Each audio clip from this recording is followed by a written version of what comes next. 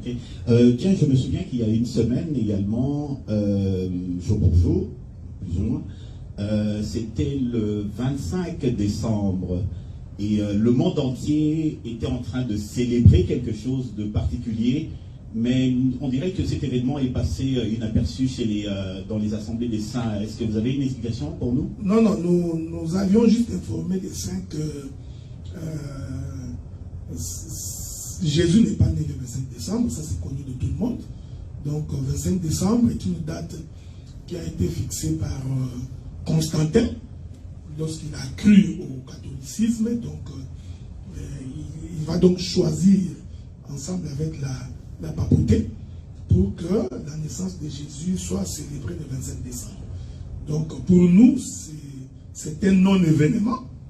La naissance de Jésus est pour nous un non-événement, d'autant plus que sa naissance ne nous apporte rien.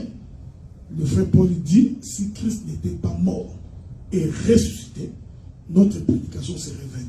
Donc ce qui est important pour nous, c'est sa mort et sa résurrection. Parce que nous croyons, nous nous identifions à sa mort, en ce que nous mourons dans les péchés pour que nous naissions en nouveauté de vie.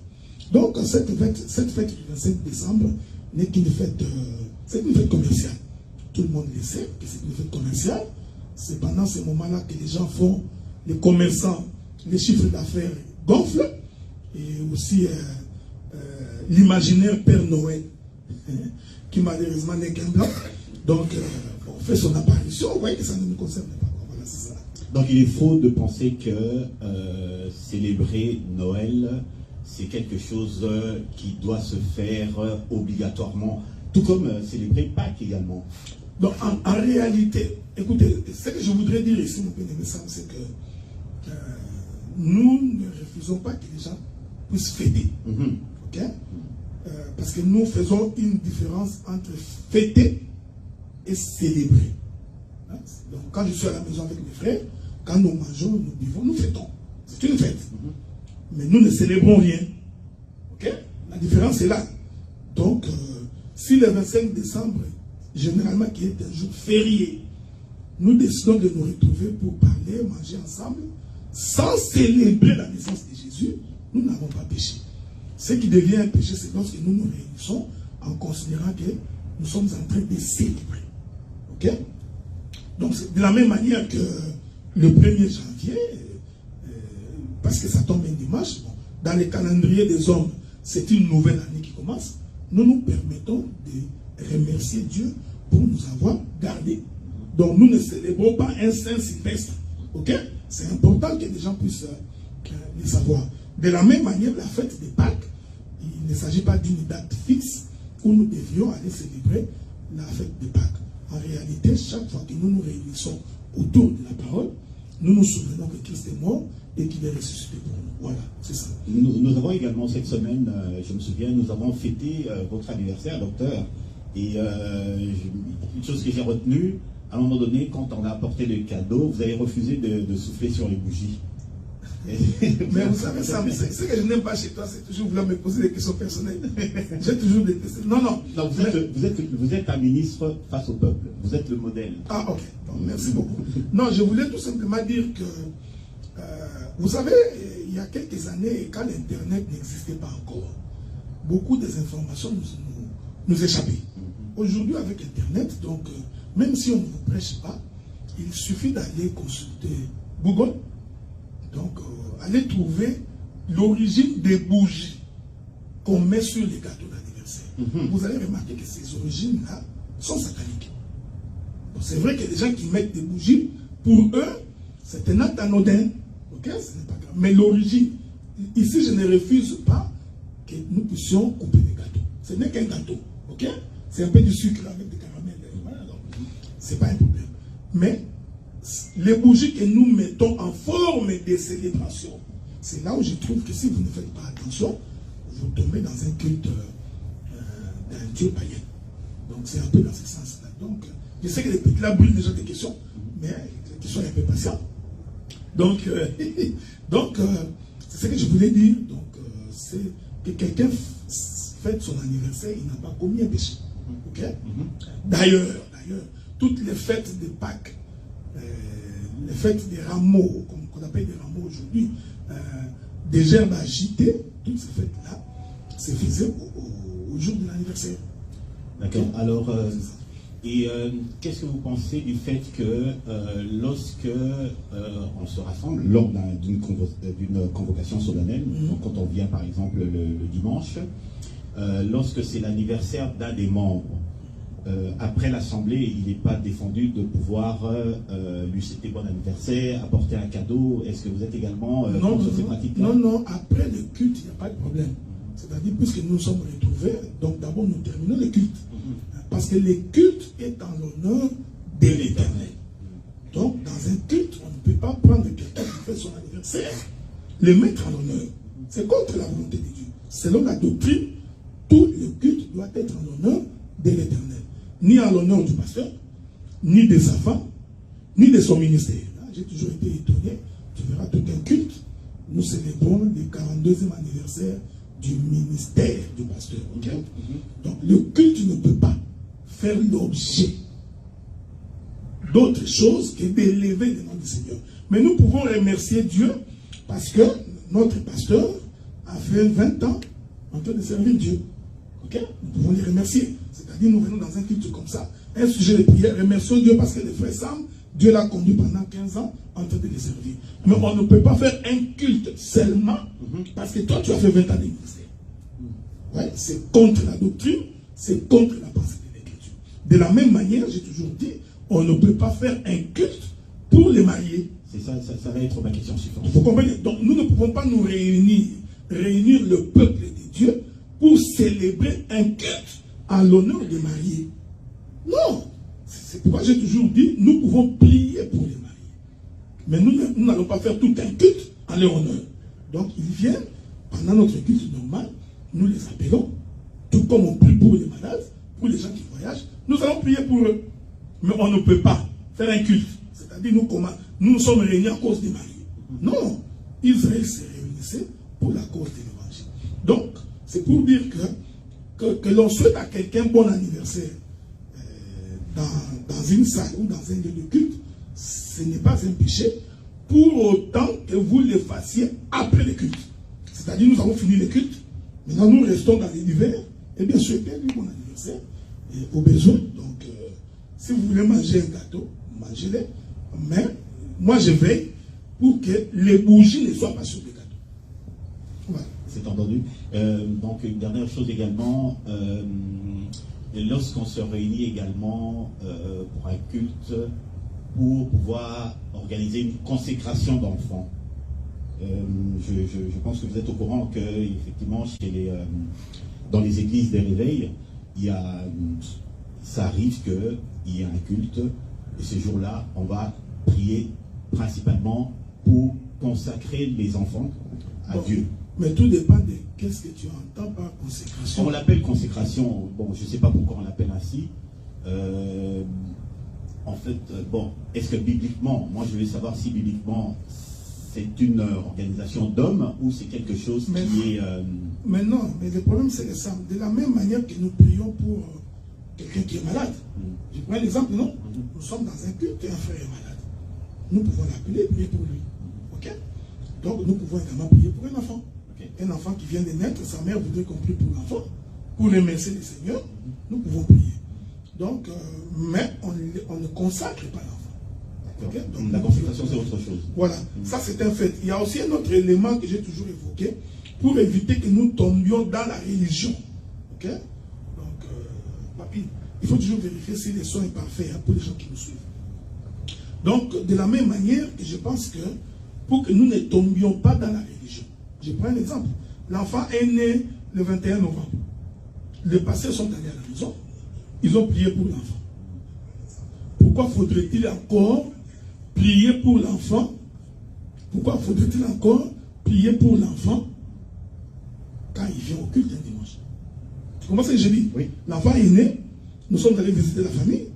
Nous, les hommes de Dieu, nous avons prié pour l'enfant. Pourquoi faudrait-il encore? Si 3 mois après, la femme sort de ce qu'on appelle Wali, okay? Elle vient au culte, pourquoi faudrait-il encore faire une prière spéciale ce jour-là? Si vous en faites régulièrement, vous tombez dans la religion, c'est contre la doctrine. Merci, pasteur. Alors, ça introduit un peu notre émission d'aujourd'hui. On va essayer un petit peu de décortiquer les choses en rapport avec les Écritures pour démêler le vrai du faux. Parce qu'il y a beaucoup d'idées préconçues, il y a beaucoup de choses qu'on a apprises quand on était dans le monde, il y a beaucoup de choses qu'on a apprises quand on était dans les assemblées des dieux. Et donc, nous allons faire appel à vous, docteur, pour essayer un peu de nous éclairer, pour essayer un peu de dépoussiérer tout ce qui est fausse doctrine dans certaines choses, dans certaines... On a plus de sang là, qu'est-ce qui se passe? Je crois que c'est dans le micro. Vérifiez. Allô, oui, là c'est bon. Pour essayer de comprendre qu'est-ce qui est bon, qu'est-ce qui est vrai, qu'est-ce qui est faux.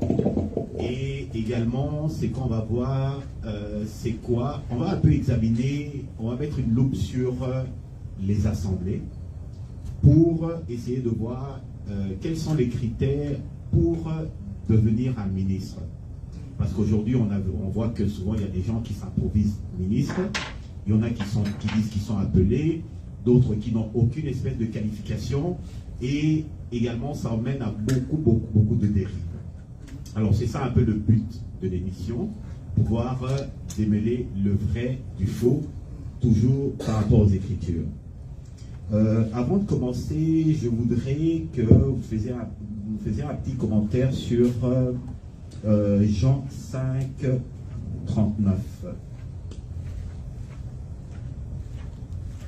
Ok. De 39 à 40. Ok, nous allons... Tu veux que je lise ou tu vas lire cette écriture-là? Non, tu peux lire, parce que moi j'aime bien quand toi tu lis et que tu commentes en même temps, avec les intonations. Bon, allons voir ça. Ok, Jean chapitre 5, verset 39. Jusqu'à 40. Ok. Voilà. Bon, nous allons lire. Il est écrit que... C'est un verset que je connais, mais je vais quand même le lire comme ça. Vous sondez les Écritures, parce que vous pensez avoir en elles la vie éternelle. Ce sont elles qui rendent témoignage de moi, et vous ne voulez pas venir à moi pour avoir la vie. À la lumière de ce verset, quel conseil est-ce que vous pouvez donner à nos ministres actuels? Quand vous lisez ce verset-là, quel conseil vous pouvez donner à nos ministres actuels en voyant ce qui se passe, comment se déroule le culte, comment les gens abordent les Écritures? Bon, qu'est-ce qui leur manque à la lumière de cette écriture? Non, il faudrait d'abord, premièrement, préciser que le Seigneur, lorsqu'il parle aux pharisiens par rapport à cette écriture, il confirme d'abord que les pharisiens allaient consulter les Écritures. Donc, il lisait le rouleau du livre. Alors, maintenant, il leur dit, parce que vous croyez qu'il y a la vie dans les Écritures. Et le Seigneur continue pour dire, cependant, ce que vous ignorez, c'est que les Écritures que vous lisez rendent témoignage de moi. En d'autres termes, les Écritures parlent de moi. Donc, premier conseil à donner aux hommes de Dieu, il faudrait à chaque fois que tu touches une écriture, à chaque fois que tu prends un verset de la Bible, le premier élément que tu dois avoir en tête, c'est que ces écritures parlent de Jésus. Dans les deux alliances. Dans les deux alliances. C'est très important. C'est pour éviter qu'un prédicateur commence à raconter sa vie. C'est pourquoi j'ai toujours dit, quand tu vois un prédicateur qui se met devant le peuple, qui commence à raconter sa vie. Tu vois, moi je suis ministre, j'étais au Vietnam, je suis allé au Congo, j'ai touché des gens. Parce que les gens sont très malins. Il peut appeler un frère, viens témoigner de ce que Dieu a fait. Mais en réalité, l'homme ne témoigne pas pour ce que Dieu a fait. L'homme qui témoigne, la subtilité dans cela, c'est pour que lui puisse en tirer la gloire. Ok? Donc il faut avoir l'esprit de discernement. Donc il y a des prédicateurs qui font parler les fidèles, non pas pour la cause de Dieu, mais il faut parler les fidèles pour que leur nom soit élevé.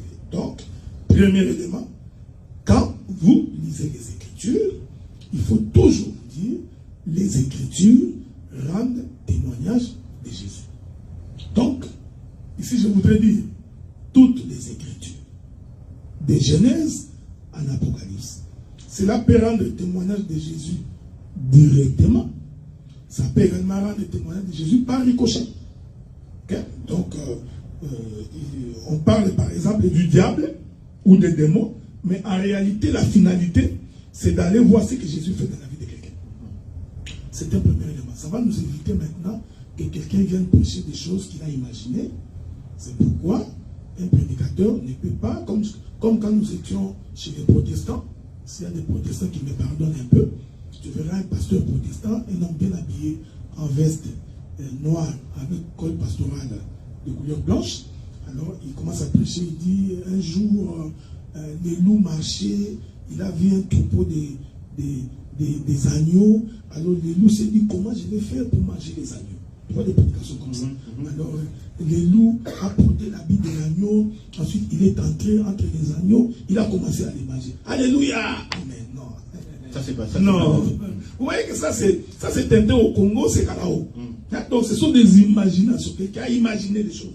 Donc il faut lire les Écritures parce que dans les Écritures, Dieu a caché la sagesse d'événements variés de sa personne. Donc c'est ce que ce verset veut dire. Je voudrais ajouter un autre verset. Allez-y. Hébreux chapitre 10. Hébreux chapitre 10. Ajoutons cette écriture-là. Hébreux, les livres des Hébreux chapitre 10. Regardez ce que la Bible dit.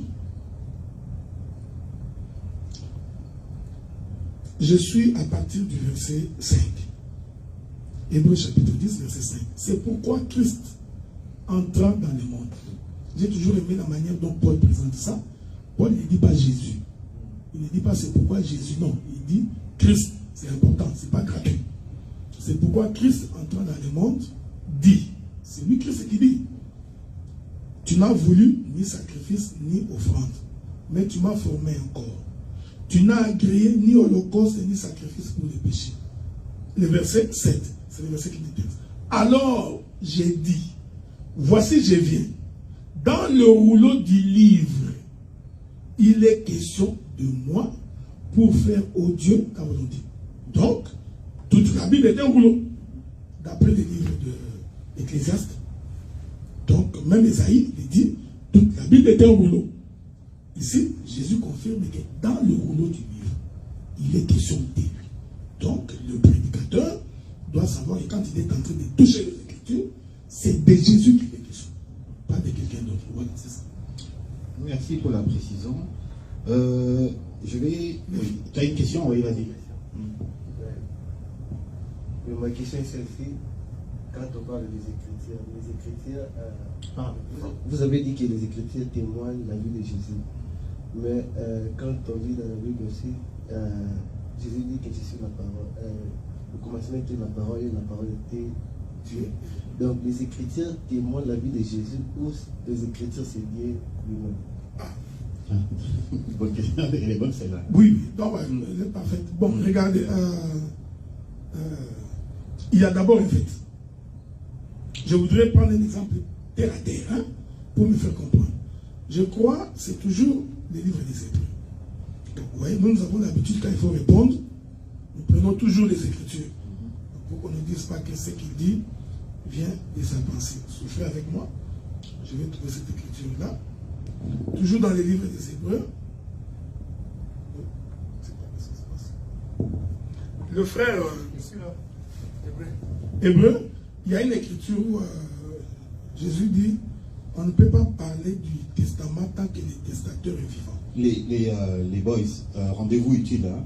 Donc, cherchez les Écritures. Papi également, on regarde s'il y a des questions qui viennent de... Tu veux tuer Papi pour rien? Attendez. Hébreu 9,16. Hébreu 9,16. Hein? Voilà, bien aimé, donc merci beaucoup. Hébreu chapitre 9, verset 16. Pour répondre à la question. Car là où il y a un testament, il est nécessaire que la mort du testateur soit constatée. Je continue. Hein? Un testament, en effet, n'est valable qu'en cas de mort, puisqu'il n'a aucune force tant que le testateur vit. Qu'est-ce que je voulais dire?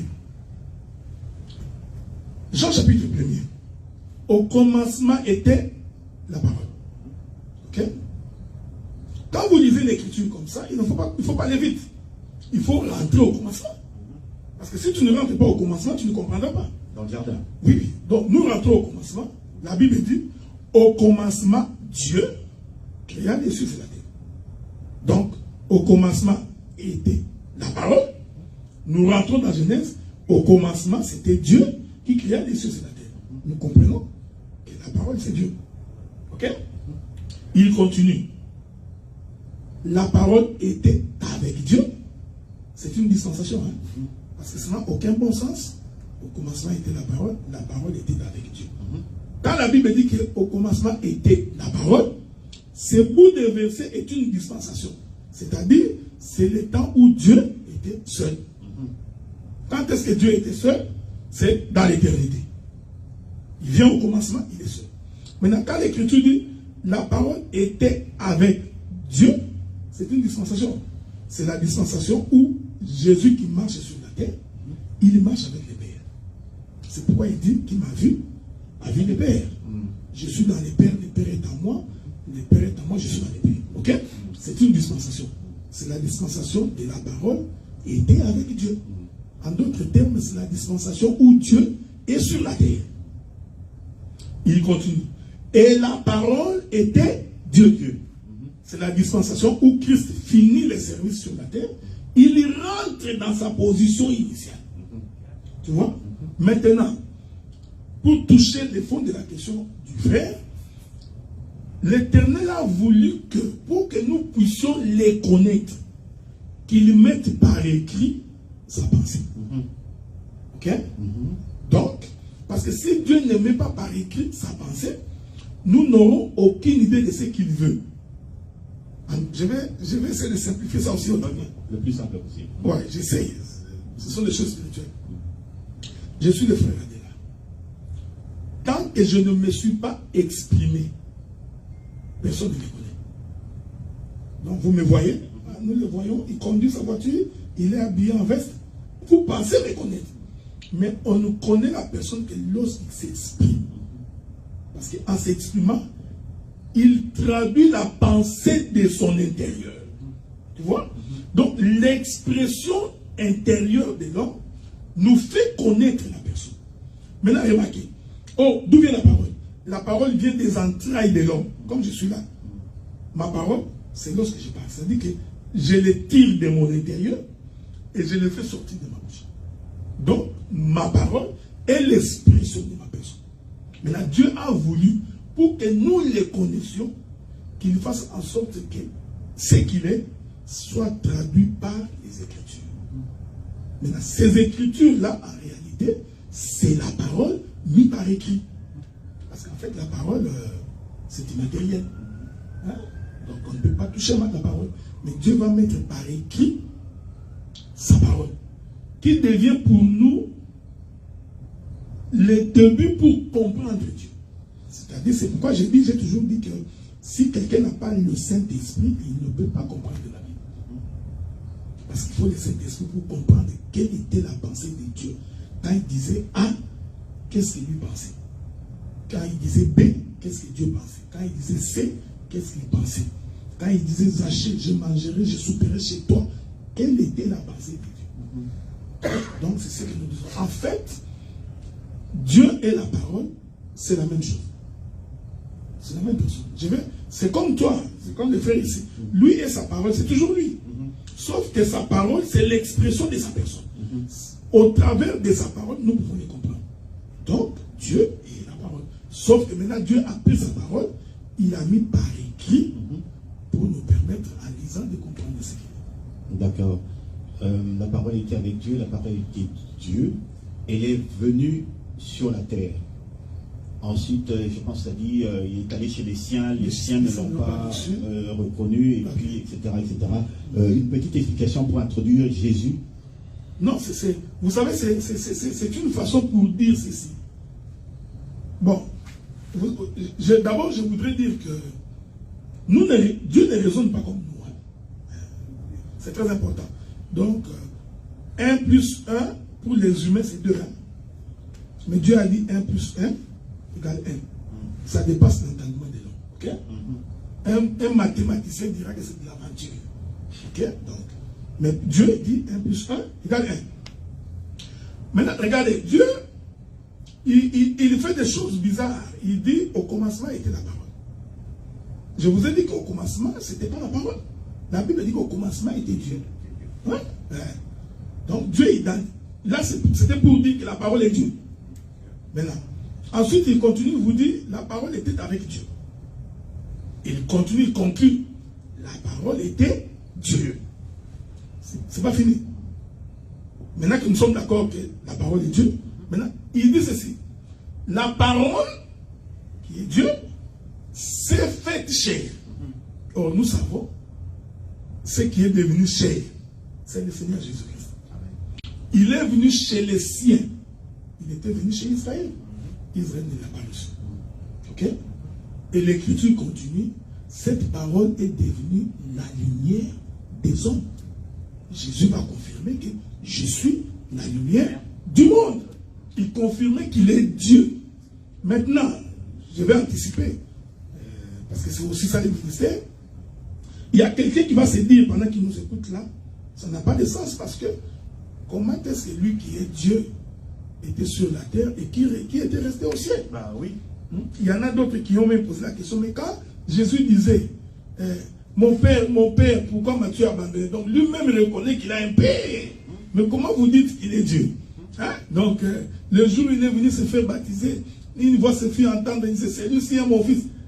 Tu vois? Et il continue même en disant que nul ne peut aller au Père s'il ne passe par moi. Voilà, donc, tu vois, bon, quand un humain raisonne comme ça, il est troublé.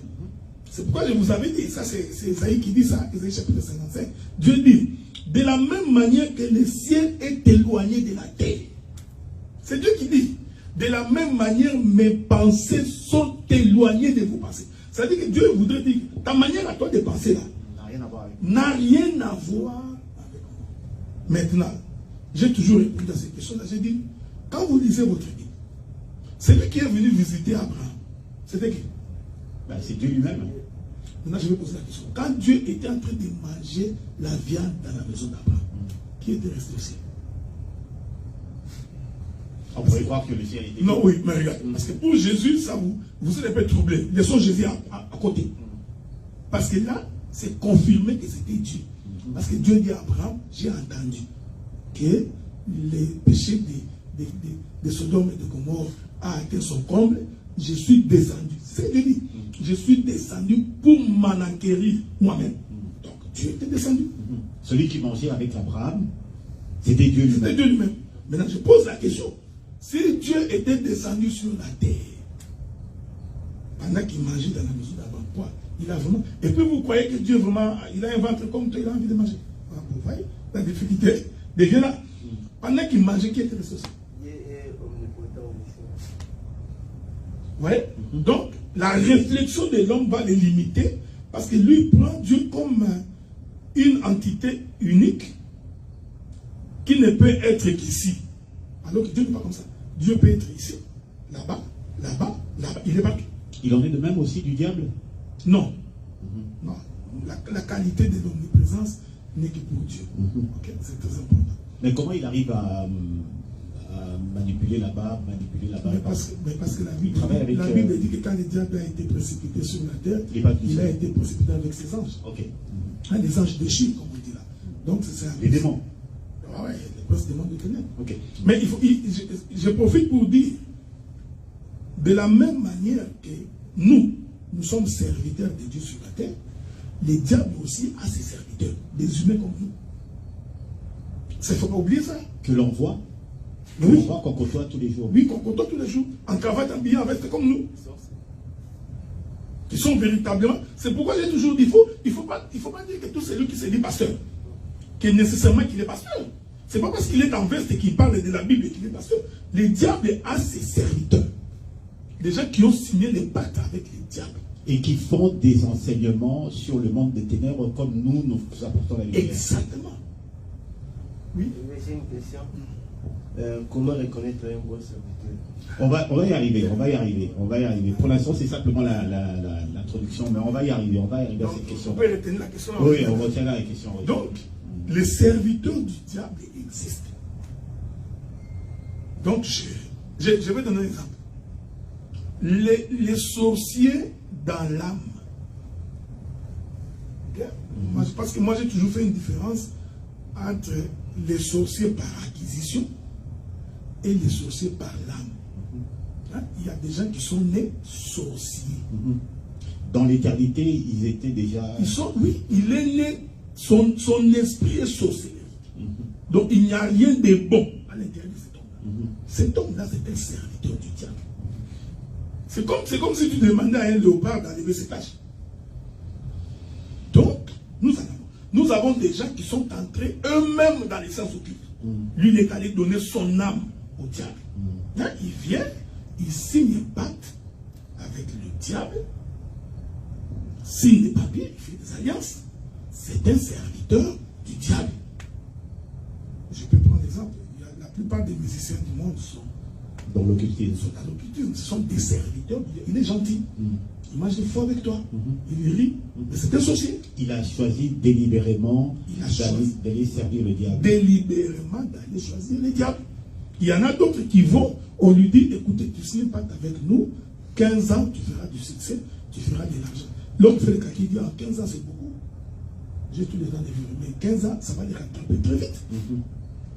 Tu commences, je dis, tu trouveras quelqu'un, quand il prêche, tu te dis, mais même un bébé spirituel ne peut pas prêcher comme ça.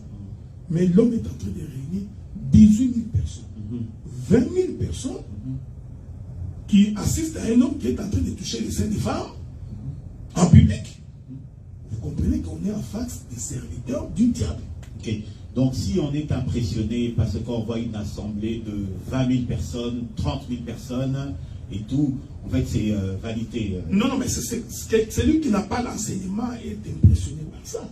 Donc celui qui a l'enseignement ne peut pas être impressionné. J'ai toujours dit ceci. Le jour où Dieu dit à Abraham, sacrifie-moi les fils. Mais Abraham pouvait sacrifier les fils derrière sa maison. Dieu lui dit, non. Tu iras à l'endroit que je t'indiquerai. Donc même Dieu, c'est un Dieu de principe. C'est-à-dire qu'il dit, je te choisirai où. Je vais encore prendre un autre exemple. Même pour que Dieu mette son nom sur la terre, Dieu s'est choisi un endroit. Il a choisi la tribu de Juda. Il a choisi Jérusalem. Il a dit que c'est à Jérusalem que moi, l'Éternel Dieu, je mettrai mon nom. C'est-à-dire, si tu vas chez Benjamin, son nom ne se trouve pas.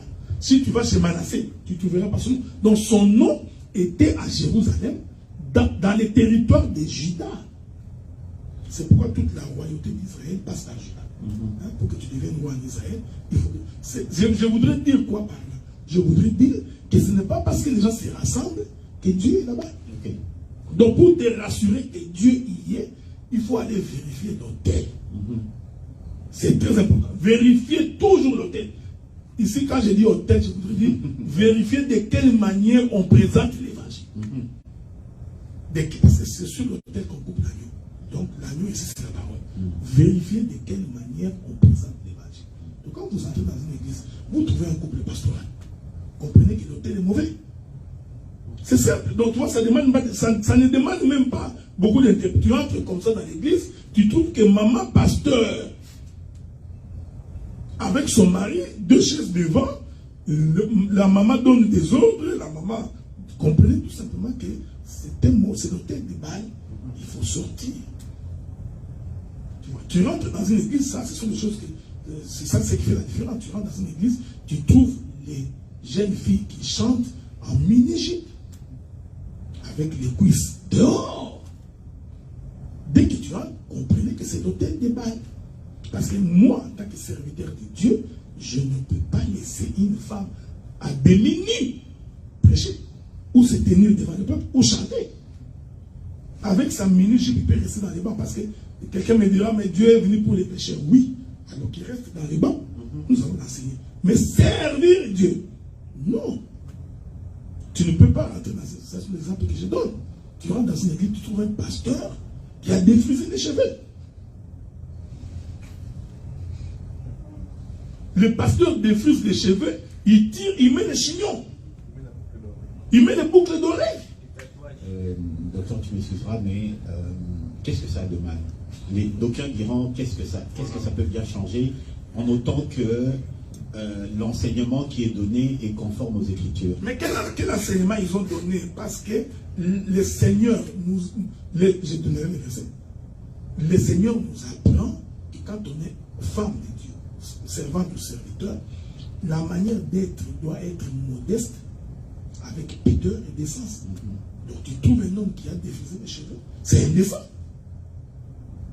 Tu comprends ce que je dis? C'est comme tu trouves un pasteur avec 18 bagues. Non! Le pasteur a une bague ici, bague ici, bague ici, bague ici. Bague. Ou avec des chocos. Bon, ça, on va aller là. Ça me regarde lui. Non.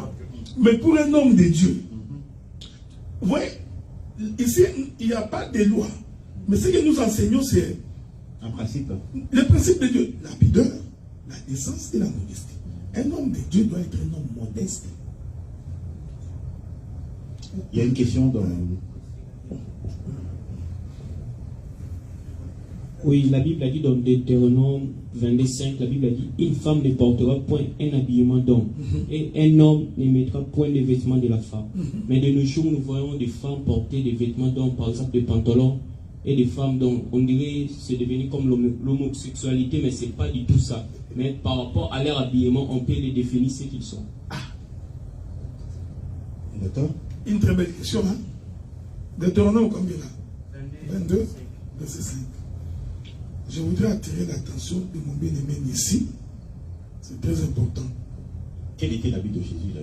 Non, c'est ça que je voudrais attirer son attention. Je suis tout à fait d'accord avec lui. Que l'homme ne portera pas l'habit des femmes, la femme ne portera pas l'habit de l'homme. Ça, c'est un principe. Donc, avant de relire cette écriture-là, c'est un principe de Dieu. Même physiologiquement, Dieu a créé l'homme différent de la femme. Ok?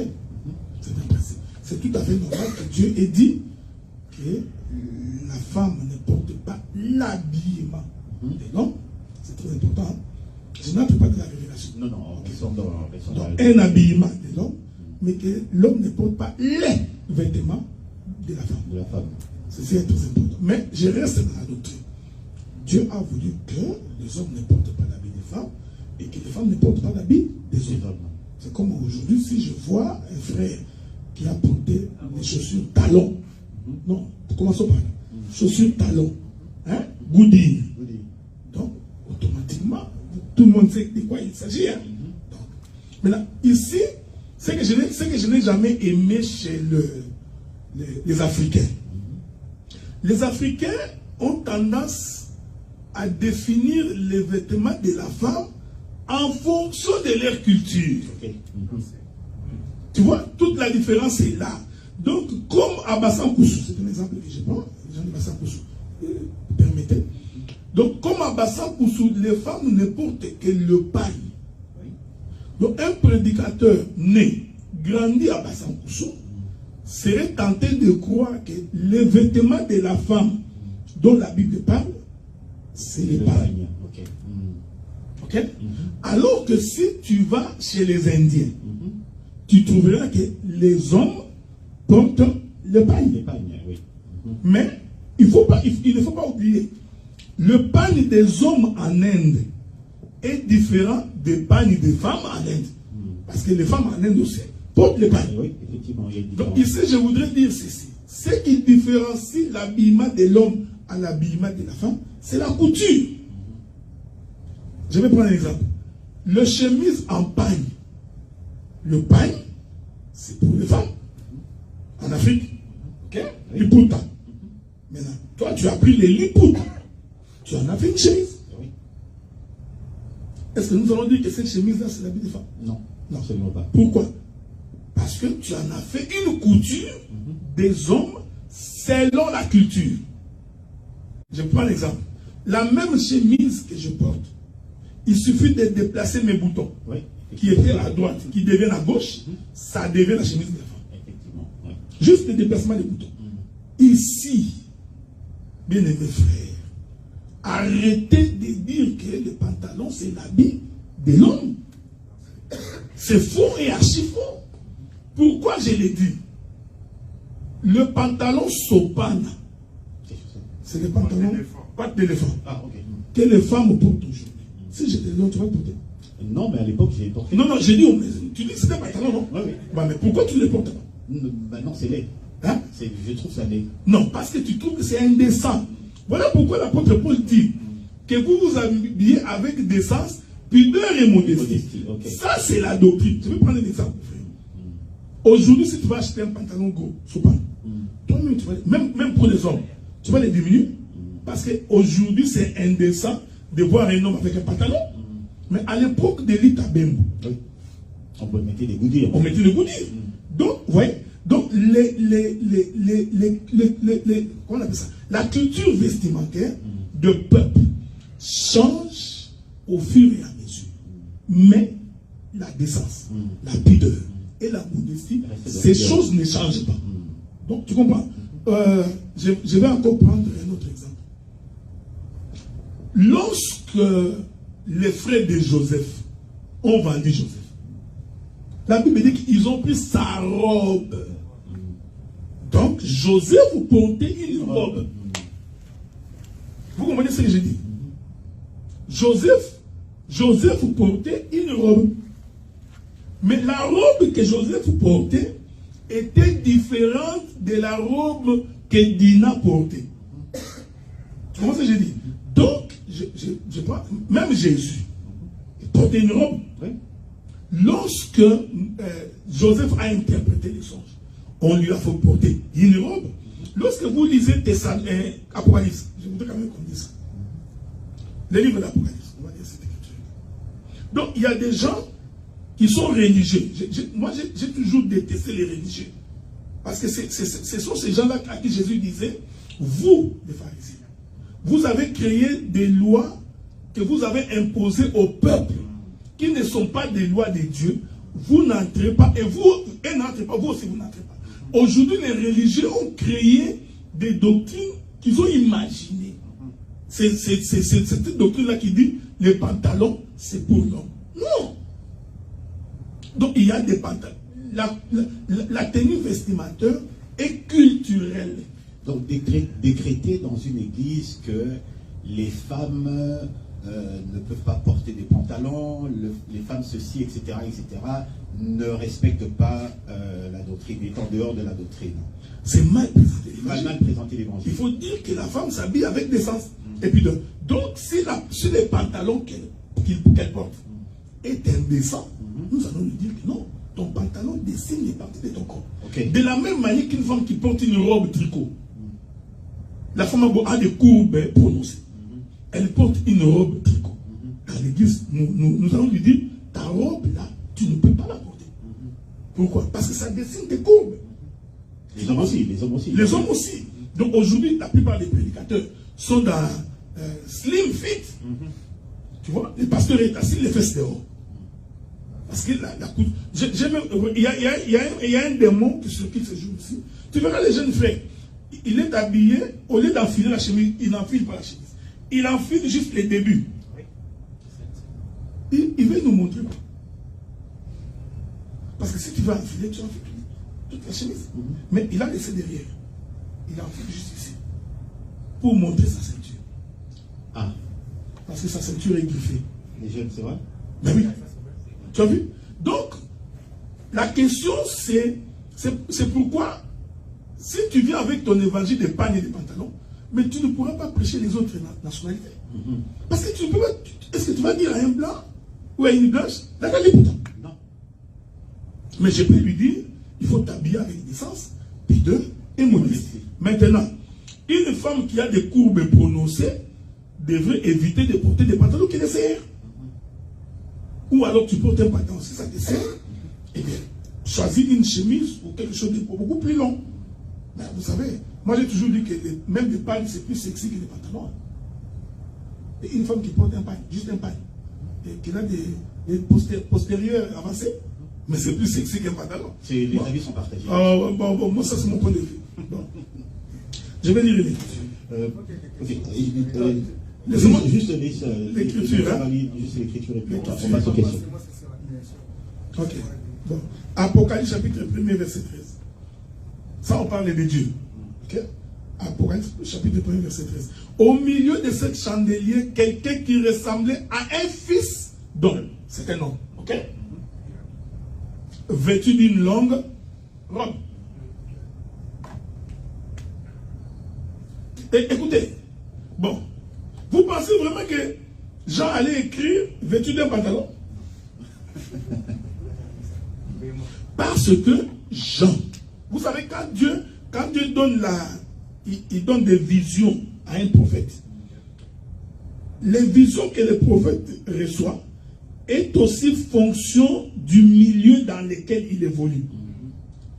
Tu comprends ce que je dis? C'est-à-dire que si Dieu veut montrer quelque chose à un prophète qui est au Canada, Dieu prendra les éléments culturels du Canada, montrera au prophète, ensuite il dira au prophète, ce que tu as vu, c'est ceci. Donc Jean ne pouvait pas voir un pantalon. Parce que Jean, quand il voyait ses contemporains, les hommes, il les voyait habillés en robe. Donc Dieu lui-même continuera. Sauf que nous savons que la robe de la femme est... D'ailleurs, je crois que je m'excuse beaucoup, mais des fois je dis que les musulmans sont meilleurs que les chrétiens. Ils sont plus meilleurs parce que même les musulmans, ils savent différencier que ces basins ici. Les basins sont des robes. Okay? Tous les frères qui portent des basins à l'église, les pasteurs en basin, c'est une robe. Il ne faut pas marcher le mot. Donc, même les musulmans, ils savent que les basins des hommes ont telle couture, ce sont des robes, les basins des femmes ont telle couture. Donc voilà un peu quoi.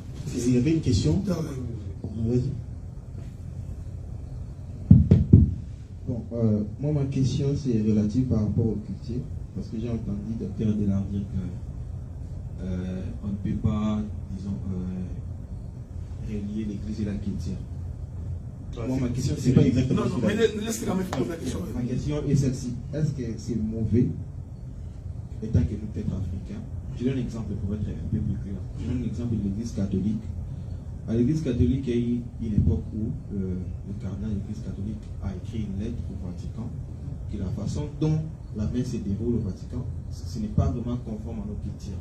Si vous pouvez nous permettre de modifier un peu certaines choses, c'est pour ça que vous verrez le déroulement de l'église catholique de l'Afrique, disons du Congo précisément, du Vatican, c'est un peu différent. Là, il y a un peu de l'ambiance, donc c'est un peu conforme par rapport à nos cultures. Parce que les cultures ont été créées par Dieu. Donc, Dieu, c'est un Dieu de l'ordre. Ce sont les Africains, les Européens, les Américains. Donc, chacun a leur façon d'adorer Dieu. Je ne sais pas si c'est mauvais, nous en tant qu'Africains. Et que nous en tant qu'Africains, on a notre façon à nous d'adorer Dieu par rapport aux Américains, par rapport aux Européens. Donc, c'était un peu ça ma question. Voilà. Une très belle question. Je voudrais d'abord dire à mon bien-aimé Dercy, c'est que ce ne sont pas tous les éléments de la culture qui sont en contradiction avec la parole. Okay. Je vais prendre un exemple concret. Nous sommes au Canada et en Amérique. Qu'une femme se promène avec un sous-vêtement, avec un soutien, cela fait partie de la culture américaine. Ça ne dérange personne. Hein? Allez voir les barbecues. Quand vous allez au barbecue des Américains, tu verras les femmes en collant et ça ne gêne personne. Cette culture-là, pour autant qu'elle est en train de heurter la doctrine qui dit que les corps de la femme sont couverts, qu'elle s'habille avec décence, pudeur et modestie, cette culture-là, nous allons la rejeter. D'accord. Ok? Donc ici, je voulais dire à Dercy que tout élément de la culture n'est pas à rejeter. Mais si cet élément de la culture vient heurter la doctrine de Christ, à ce moment-là, nous allons carrément la rejeter. Je prends un exemple concret. La Bible interdit d'invoquer les morts. C'est un exemple que je donne. Alors que dans la plupart de nos cultures africaines, nous allons dans les cimetières pour parler à nos morts. Hein? Oui. Nos ancêtres sont ici. Nous appelons les ancêtres. Que les ancêtres viennent nous aider. Cet élément-là de la culture est la doctrine. Là, nous allons la rejeter. Mais, donc, ce que je voudrais dire, effectivement, tout élément de la culture n'est pas mauvaise. Mais si ces éléments-là touchent à la doctrine de l'Église, surtout lorsqu'il s'agit de culte, bon, vous voyez, même pour le culte, on va essayer, on en parlera une autre fois, parce que même la Bible n'a pas donné les modèles de culte. La Bible nous dit qu'ils allaient adorer Dieu et louer Dieu. Mais la Bible n'a jamais dit que pour que nous fassions un culte, il faut qu'il y ait deux rangées ici, il faut qu'il y ait une chaire ici. Donc, même quand Jésus prêchait, il n'y avait pas de chair. Okay? Nous nous mettons juste pour regarder. Mais Jésus, quand il prêchait, il était au milieu de la foule. Okay? Donc, c'est ça que je voudrais dire à l'instant. Donc, ce ne sont pas tous les éléments de la culture qui posent un problème. Mais les éléments qui heurtent la doctrine, notamment sur l'habillement, l'accoutrement. Je voudrais ajouter un élément parce que je vois que Darcy voudrait réagir. Je prends un exemple. Je rentre en Afrique. Avant la colonisation, nos ancêtres s'habillaient comment? Je pense qu'ils portaient des raffias. Non, les pannes n'existaient pas. Ils portaient des raffias. Ok? Un exemple. Et les hommes et les femmes portaient des raffias. Mais les raffias des hommes étaient différents des raffias des femmes. Et à cette époque-là, les femmes ne portaient pas de soutien. Les femmes africaines, avant la colonisation, marchaient torse nu. Cet élément de la doctrine, non, cet élément culturel, est la doctrine. Tu comprends ce que je dis? Ils sont nus. Alors que la Bible dit, tu ne découvriras pas la nudité de ton père ni de ta mère. Ok? Ça là, même quand nous prêchons l'évangile, nous allons dire, ça est la doctrine. Premier élément. Qui a apporté la tenue vestimentaire en Afrique? C'est la colonisation. Il faut dire la vérité. Ce sont les Blancs, lorsqu'ils nous ont colonisés, ce sont des indigènes. Ils marchent nus, nous allons les habiller. Ici, je voudrais attirer votre attention. Celui qui a fait que l'homme africain porte les pantalons, que ce soit les hommes ou les femmes, c'est l'Occident. Celui qui a fait que l'homme africain porte, la femme africaine porte les robes et les jupes, c'est l'homme occidental. Parce que imaginez-vous si nous étions colonisés par les Arabes. Nous porterons des robes. Ouais, donc c'est quelqu'un définit les choses comme ça. Et je m'excuse beaucoup de dire ça. C'est pourquoi moi j'ai toujours dit que quand tu es ministre, il faut quand même étudier. Un ministre illettré, non, un ministre illettré, ça sert à rien. Même Moïse, avant de conduire le peuple, la Bible dit qu'il a été instruit dans toute la sagesse de l'Égypte. Donc un ministre, tu dors la nuit, tu rêves que tu es en train de taper le tam-tam, tu te réveilles le matin, tu prends le tam-tam, sur le hasard, l'église commence. Non. Donc un ministre doit être un homme instruit. Parce que quand nous nous retrouvons dans un partage comme ça, que tu ne te retrouves pas, tu es un idiot, ça fait la honte. C'est pourquoi, remarquez, c'est moi j'ai toujours dit ça. Ce n'est pas pour rien que Dieu avait envoyé Paul chez les nations. Parce que s'il avait envoyé Pierre qui n'avait pas étudié, quand même qu'il avait laissé faire, Pierre allait être limité. Parce qu'un type comme Agrippa ne peut pas écouter Pierre. Non. Tu comprends ce que je dis? Donc, quand Paul vient à l'aéropage, c'était des savants, des hommes intelligents. Alors, Paul tient un discours. Ils écoutent jusqu'au point où Agrippa dit, Paul, tu risques de me séduire. Donc, un idiot, 2-3 versets, tu devais prédiquer tellement. Donc, il faut maîtriser. Donc, les pantalons et les robes qu'on a portées après la colonisation, c'est venu des Blancs. Mobutu entre au pouvoir, ça je suis au Congo, en 65. En 71, il crée ce qu'on appelle les recours à l'authenticité. Il décide que désormais, les femmes porteront des balles. Mobutu avait enlevé l'Égypte. Donc, vous voyez, les balles, c'est du moboutisme, c'est pas la doctrine. Et puis, Mobutu s'est inspiré du maoïsme. Il faut aller lire l'écriture. Il est allé chez Mao, parce que porter les pannes, c'est une culture asiatique. Mobutu vient, il impose, toutes les femmes porteront des pannes. Tout le monde a 100%. À Bokakatanga, toutes les femmes portent des pannes. Mais c'est du moboutisme. Les hommes en Abakos. Mobutu quitte, Kabila vient, tout le monde, nous rentrons en cravate. Veste. Donc le veste que nous portons ici, c'est Kabila qui est venu nous libérer. Tout ça pour dire quoi? Si vous vous attardez à ces éléments culturels, nous allons nous déplacer de la doctrine. La doctrine dit tout simplement, quelle que soit la manière dont vous vous habillez, habillez-vous avec pudeur, décence et modestie. Cela nous suffit. Donc, si vous péchez dans ces trois éléments, nous, ça nous pose un problème. Que vous soyez français, congolais, américain, indien, peu importe qui vous soyez, dès que vous vous habillez, pudeur, décence, modestie. Et vous allez voir que si nous tous nous observons cela, personne ne va pécher. Donc, je ne viendrai pas ici pour... Mais je vais en Amazonie, je trouve les hommes nus, je leur dirai non. Par rapport à la décence, vous devez vous couvrir. Maintenant, à eux de décider de quelle manière ils vont se couvrir. Donc, je crois que Darcy voulait réagir. Non? Oui, vas-y. Oui, ma deuxième question a des sous-questions. C'est à propos des morts. La Bible dit que Dieu n'est pas le Dieu des morts, Dieu des vivants. Ok. Mais quelque part, on va voir, Dieu dit, je suis le Dieu d'Abraham, d'Isaac et de Jacob. En fait, ça, les trois étaient déjà morts. Il était mort, ok. Donc, je voulais justement savoir, quand la Bible parle des morts, c'est de quels morts il s'agit. Tous les morts ou ceux qui ne sont pas morts en Christ. Ah, une très belle question. Hein? Vas-y, docteur. Donc, que Dieu vous bénisse. Pour Dieu, vous voyez ce que je vous avais dit quand j'ai commencé, que la pensée de Dieu est différente de la pensée des hommes. Remarquez, Dieu dit que je suis le Dieu des vivants et non le Dieu des morts.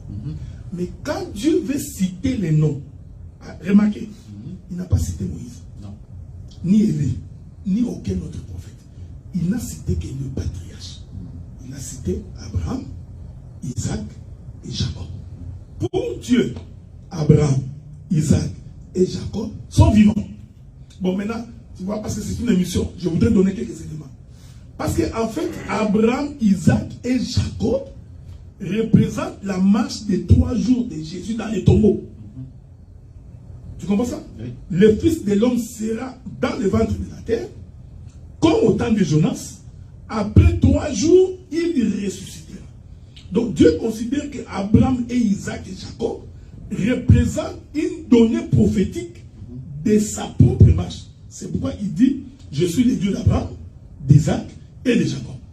Remarquez, Dieu n'a jamais dit qu'il est le Dieu de Moïse. C'est plutôt les serviteurs qui ont dit Moïse, le Dieu de Moïse. C'est comme Élie. Élisée qui dit à Élie, le Dieu d'Élie. Mais Dieu lui-même n'a jamais dit que je suis le Dieu d'Élie.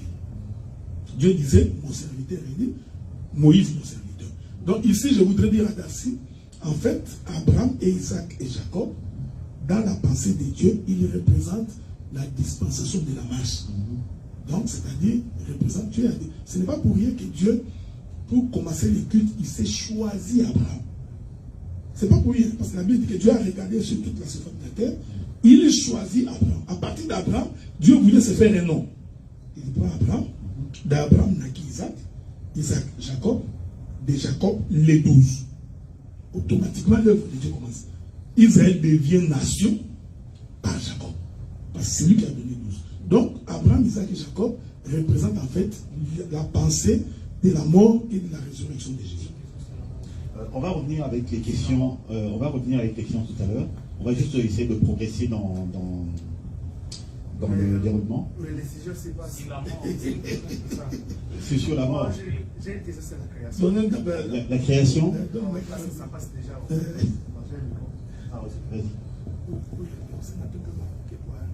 Ok. Je rentre dans la création. Genèse fait dit, au commencement, Dieu créa les cieux et la terre. Et ça, c'est Dieu qui dit ça. Après, Jésus vient dans Marc 10 et dit, mais au commencement de la création, Dieu fit l'homme et la femme. Qui dit vrai? Merci beaucoup. Je ne sais pas si les gens ont suivi la question. Hein? Donc, Genèse dit qu'au commencement, Dieu créa les cieux et la terre. Ok? Dans les livres de Marc, Jésus dit au commencement, Dieu fit l'homme et la femme. Okay. Maintenant, la question du frère, qui dit vrai? Okay. Donc, je voudrais tout simplement dire que tous les deux ont dit vrai. Parce que Dieu a un langage. Je vais essayer d'aller tout doucement. Au commencement, Dieu créa les cieux et la terre. Bon, je n'entre pas dans beaucoup de données parce que ce n'est pas mon objet de mon intervention. La Bible n'a jamais dit qu'au commencement, Dieu créa les cieux. Non. Les cieux. Plusieurs. Mais une seule terre. Okay? Ça a une explication. Alors Jésus vient, on lui pose la question, c'était à propos du mariage. Jésus répond, au commencement, Dieu fit l'homme et la femme. Nous allons interpréter ça calmement. En d'autres termes, Jésus voulait dire les cieux, c'est l'homme, la terre, c'est la femme. Ce n'est pas moi qui dis ça, c'est Esaïe. Esaïe qui dit, terre, prête l'oreille, tu auras un mari, l'Éternel Dieu des armées sera ton époux. Donc Dieu identifie la terre à une femme. Pourquoi j'ai dit que Dieu identifie les cieux à l'homme? Ça c'est Esaïe chapitre 55. La Bible dit, de la même manière que la pluie descend des cieux, féconde la terre. Dans notre langage, les cieux donnent la sémence à la terre. C'est comme ça que nous avons compris, celui qui peut porter la sémence, c'est seulement un homme. Donc, en fait, c'est un langage prophétique. Quand Moïse dit les cieux et la terre, en fait, Jésus vient interpréter pour dire les cieux que tu as vus là, représenter, je dis bien, représenter l'homme, la terre représenter la femme. Donc, les deux disent vrai, sauf que Jésus a interprété Moïse. C'est pourquoi Moïse avait dit, l'Éternel, votre Dieu, vous suscitera un autre prophète comme moi, quiconque ne l'écoutera pas. Pourquoi? Parce que ce prophète-là viendra donner l'intelligence de ce que Moïse avait dit. Voilà un peu quoi, c'est ça. Alors, donc, mais, oui. donne la question à Nissi et puis on va continuer. Ouais, ma question est celle-ci. Il y a une invention de l'Église catholique qui dit, on appelle ça la purgatoire. Okay. Donc, c'est un culte qu'on célèbre les morts qui sont morts dans le péché. Donc, on prie pour eux afin qu'ils puissent être sauvés et puis avoir l'accès pour aller au paradis. Maintenant, je me pose la question. Donc, ça donne aux autres païens la sûreté et l'assurance, malgré qu'ils ne connaissent pas Christ. Mais lorsqu'ils seront morts, on va prier pour eux afin qu'ils puissent aller au paradis. Est-ce que c'est vraiment la doctrine ou la fausse doctrine? Je vais juste rajouter effectivement qu'il y a également quelque chose également chez les catholiques qui dit que en fait la notion de la mort, ils considèrent ça comme, ils disent que la mort est un processus. Donc ce n'est pas parce que le cœur s'arrête de battre qu'il y a séparation entre le corps et l'âme. En fait, le mort est en train de suivre un processus. Et pour rejoindre justement la question, c'est que pendant le processus, il est donné à l'homme justement la possibilité de faire le choix ultime, parce que justement, comme la personne est décédée, elle a maintenant la pleine conscience des réalités spirituelles et donc elle peut faire un choix. C'est pour ça qu'on donne la possibilité justement de prier pour les morts, etc. Qu'est-ce que vous pensez de cette doctrine? J'ai beaucoup de respect pour les catholiques, mais je crois qu'il y a beaucoup de choses que ces gens-là disent, beaucoup de choses qui ne sont pas vraies, ok? La Bible dit ceci, parce que vous savez, c'est pourquoi j'ai toujours dit que quand vous voulez faire quelque chose, il faut toujours vous poser la question, que disent les Écritures? Est-ce que ce système-là de purgatoire existe-t-il dans la Bible? La Bible dit ceci, il est appelé aux hommes de mourir une seule fois, après quoi vient le jugement. Donc, l'écriture est tellement simple que ça ne demande pas de la gymnastique. Donc, il n'y a pas rien, après la mort, il n'y a rien. Si tu n'as pas, c'est pourquoi l'écriture dans le livre des Hébreux, pendant que vous entendez sa voix, n'endurcissez pas le cœur. Ne remettez pas à demain ce que vous pouvez faire aujourd'hui. Parce que demain appartient à l'Éternel. Donc si quelqu'un meurt sans connaître Dieu, sa destination, c'est l'enfer. Il n'y a pas de repêchage. On n'est pas à l'université. Non, j'ai manqué la première session. Maintenant, il y aura une deuxième session. Sans quoi, alors, ça ne sert à rien. Nous allons tous nous comporter en désordre. Parce que lorsque nous allons mourir, il y aura un messe, des requiem, pour qu'on puisse nous récupérer. Ça, c'est un fait. Deuxième élément. Dieu a répondu à cette question. La Bible dit qu'un homme était mort. C'était un homme riche. Il meurt, il se retrouve dans les tourments. Alors, il regarde de l'autre côté, il voit Lazare. Je dis bien que c'est une parabole. Ce n'est pas une histoire vraie. C'est une parabole pour dégager la pensée de l'éternité. Il regarde là-bas, il voit Lazare. Maintenant, il dit à Lazare, je crois qu'il a parlé à Dieu d'abord, si on peut prendre une goutte d'eau, hein, jeter dans sa bouche parce qu'il a tellement soif. C'est là que j'ai compris que l'enfer, ça va être chaud. Et on lui dit qu'il n'y a pas de rapport entre vous et nous. Écoutez ce que cet homme dit. Alors dans ce cas-là, s'il serait possible que je ressuscite, que j'aille dire à mes frères de ne pas faire ce que j'ai fait, de peur qu'ils ne se retrouvent ici. L'Écriture dit clairement, ils ont Moïse, ils ont des prophètes. Donc même si un mort ressuscite, ils n'écouteraient pas.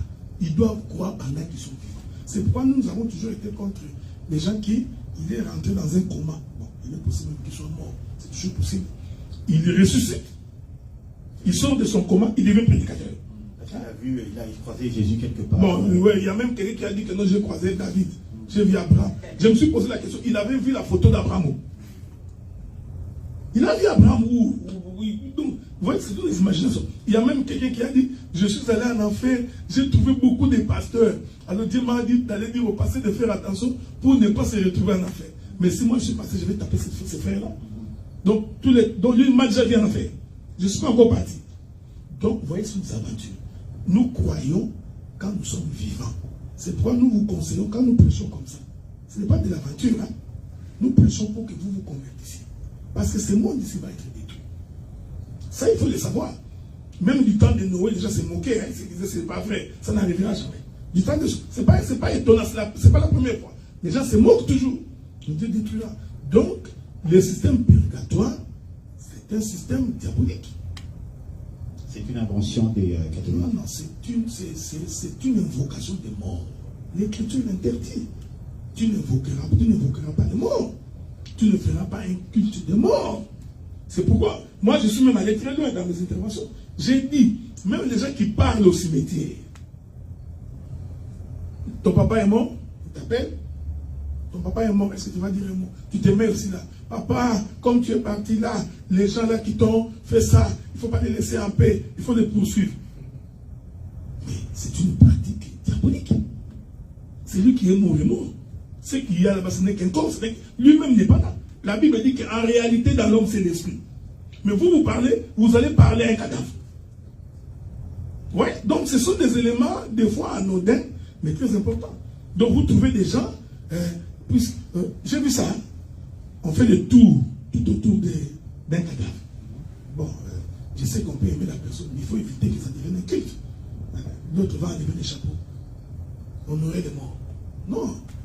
L'hommage qu'on rend aux morts, tout ça, c'est... Non, on peut rendre hommage à quelqu'un. Écoutez, le jour où tu mourras, je ferai un hommage. Mais je ne ferai pas non, je ne raconterai pas du mensonge. J'ai vu, ce papa-là était méchant. Tout le monde savait que ce papa-là est méchant. Mais au jour de sa mort, il devient bon. Tous les discours, ce papa était bon, il nous donnait à manger. On mangeait avec ce papa était bon. Alors que tout le monde sait que ce papa ici, c'est un coureur de jumeaux. Non, un hommage comme ça, moi je ne le fais pas. Donc quand je voudrais faire un hommage, sincère avec moi-même, je suis convaincu que c'est un homme bien. Alors je me mets debout, je dis, cet homme était un homme bien. Nous nous rendons hommage de ce qu'il a fait. Mais si tu étais un coureur de jumeaux, je préférerais me taire. Okay. Donc c'est ça quoi. Ok, on va poursuivre. Attendez, on va arrêter pour les questions, on va arrêter là pour l'instant. Non, parce qu'on est également limité par le temps. On va revenir après si on a garde un peu ta de question, temps. Garde ta question et puis on va poursuivre. Moi je pensais que c'est lui qui avait beaucoup de questions. Les Bercy sont sortis donc. Oui, mais tu vas y poser. Une question à chaud par rapport au sujet. Je sais pas, ça va. Ok, alors rapidement. Je voulais dire, d'après ce que le docteur Delar a dit, un papa qui était coureur des jupons, après sa mort, il n'a pas droit aux hommages et tout. Mais la Bible dit. Non, il a dit que dans ces cas-là, il préférerait se taire. Parce que la Bible dit que quand quelqu'un est mort, il n'y a plus de péché pour lui. Je crois que c'est dans la Bible, une chose comme ça. Tu as un verset? Oui, je vais chercher le verset. Cherche le verset. Ok, regarde, bon, pendant que tu es en train de chercher, on va poursuivre. Les enfants là, on va se calmer, parce qu'on est quand même également pris par le temps. On va essayer de respecter le programme. Gardez vos questions, on va y revenir. Je sais que tu n'as pas encore posé ta question, mais bon, on va d'abord poursuivre et tout. Combien de temps est-ce qu'il nous reste? On a presque fait 1h40, mais continue. On va continuer alors. On va prendre. Ça va être une émission de 3 heures. On va prendre Romains 6, 23 versus 1 Jean 5, 17. Voilà. Romains 6, 23, ça dit, car le salaire du péché, c'est la mort. Mais le don gratuit de Dieu accorde, c'est la vie éternelle dans l'union avec Christ notre Seigneur. 1 Jean 5, 17 dit, toute désobéissance à la loi est un péché. Certes, mais tout péché ne mène pas à la mort. De quoi il est question ici? Est-ce qu'il y a des péchés volontaires, il y a des péchés involontaires, et que Dieu les traite autrement? Autrement dit, ma question c'est, à partir de quel moment est-ce qu'un acte qui est répréhensible devient péché? Est-ce que c'est immédiatement, ou c'est lorsqu'on en prend conscience? J'ai péché, mais je ne suis pas conscient d'avoir péché.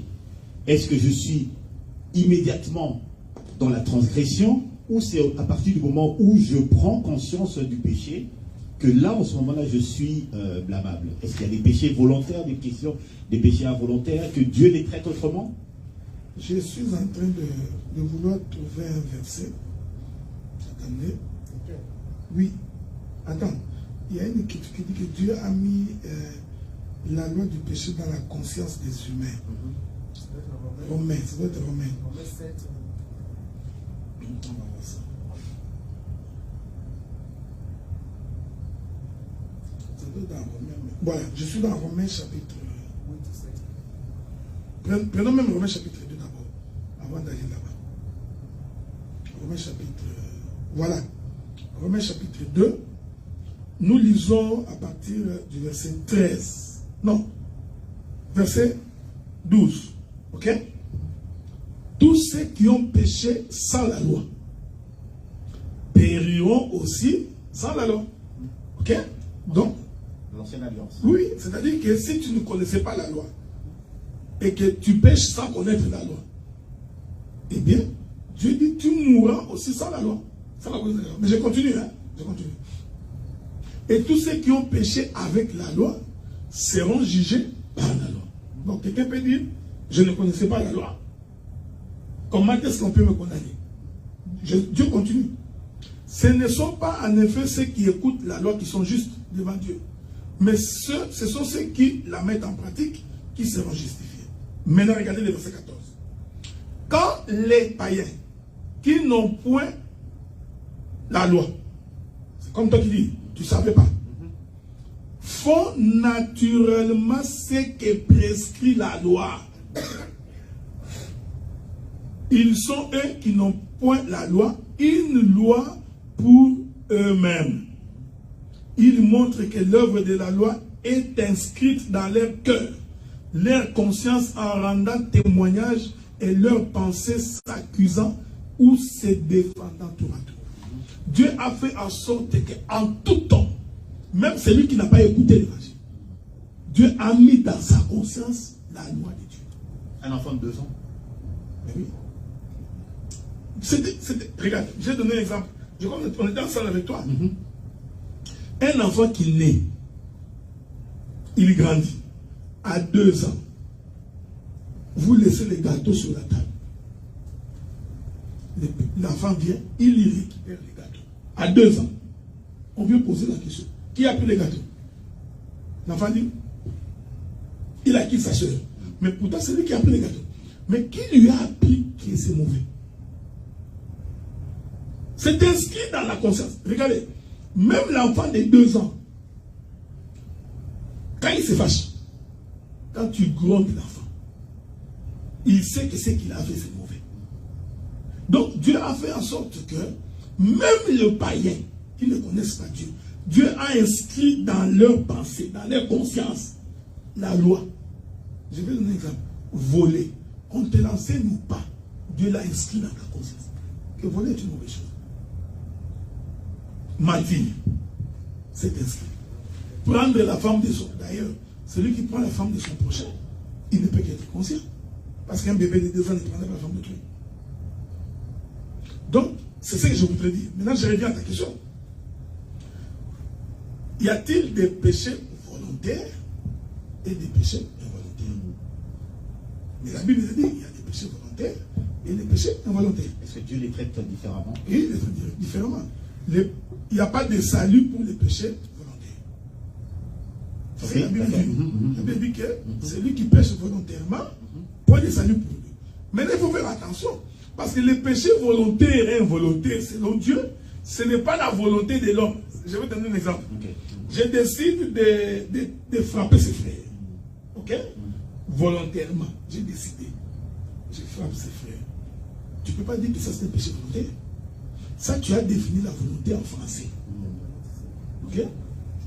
Dieu définit le péché volontaire. C'est tout péché commis par un enfant de Dieu.